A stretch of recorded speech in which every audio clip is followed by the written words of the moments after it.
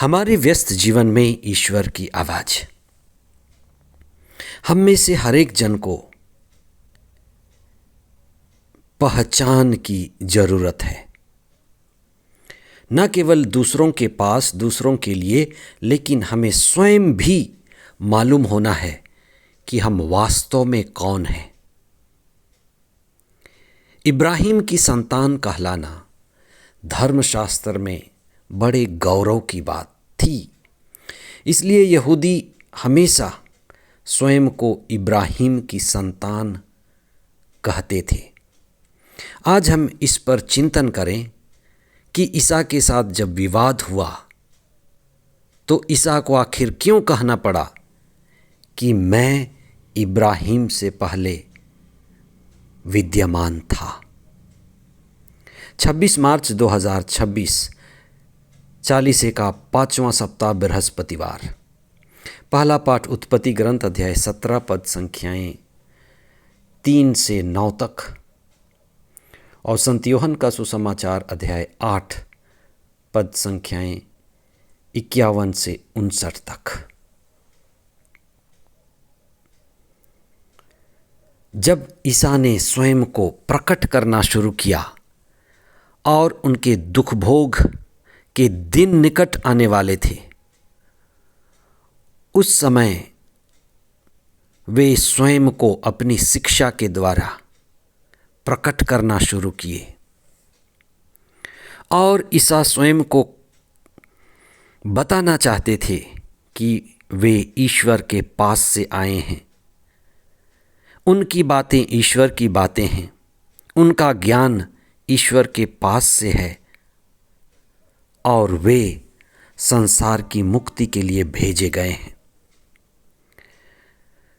ईसा जब स्वयं को ईश्वर के साथ जोड़ते हैं, अपनी असली रिश्ता, जुड़ाव, लगाव ईश्वर के साथ जोड़ते हैं, तो लोग उसे स्वीकार नहीं कर पाते। जो धर्मशास्त्र में वाक्य बार बार आया है, मैं ही हूँ,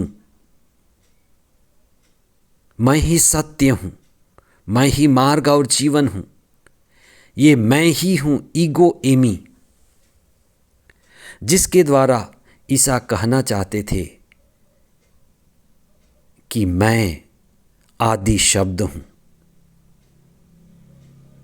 लोग उन्हें समझ नहीं पा रहे थे। ईसा अपनी दिव्यता के बारे में लोगों को प्रकट किए।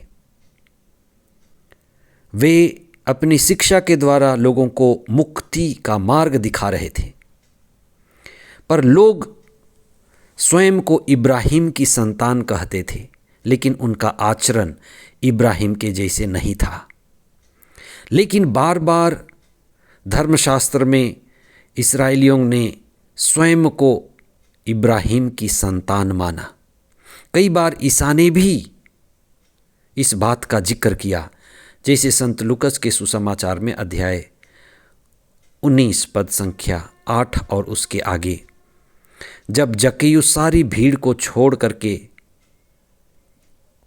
अपने घर ईसा को ले चले और ईसा जब जक्कैयुस के घर में पहुँचे, उनके जीवन में बदलाव देखा, परिवर्तन देखा, तो यह कहा कि यह भी यानी जक्कैयुस भी एक पापी कहे जाने वाला भी इब्राहिम की संतान है। संत लूकस के सुसमाचार अध्याय 13 पद संख्या 16 और उसके आगे, एक महिला जो 18 वर्ष से झुकी हुई थी, ईसा ने विश्राम के दिवस उस महिला को चंगा किया था और फरीसी और शास्त्री यह कह रहे थे कि आज चंगा करने का दिन नहीं है, और ईसा ने चंगा करके इसी बात को दोहराया था कि यह भी इब्राहिम की बेटी है। इसलिए इब्राहिम सारे मानव जाति के विश्वासियों का पिता माना जाता है। और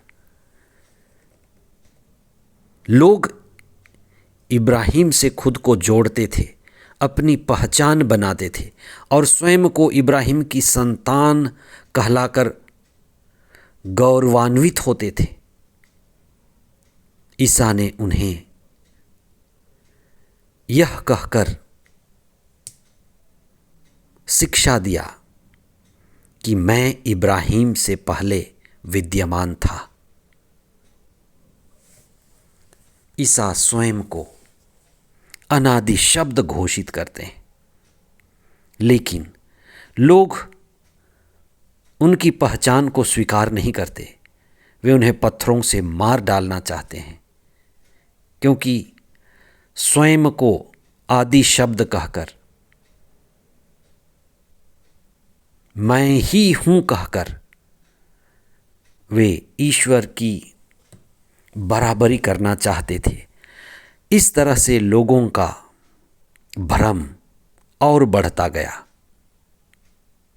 वास्तव में जिस तरह से इब्राहिम को ईश्वर का मित्र कहा जाता है, जैसे याकूब ने अपने पत्र अध्याय 2 पद संख्या 23 में कहा है कि